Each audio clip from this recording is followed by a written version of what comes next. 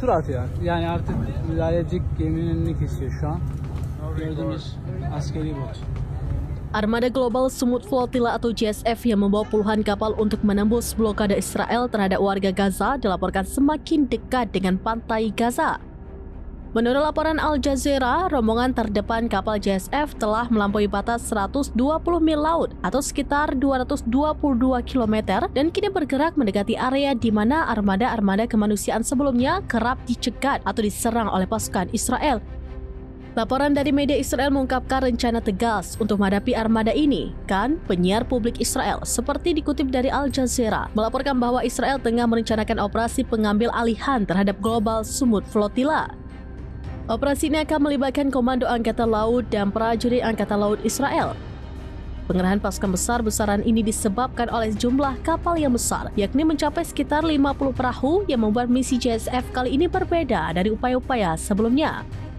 Laporan media akan juga merinci rencana pasca pencegatan ratusan aktivis akan dikumpulkan di kapal-kapal besar Angkatan Laut Israel untuk dibawa ke pelabuhan Ashdod, diinterogasi dan dideportasi dari Israel. Media Israel kan melaporkan bahwa dari semua 50 kapal JSF tidak semuanya dapat ditarik ke pelabuhan.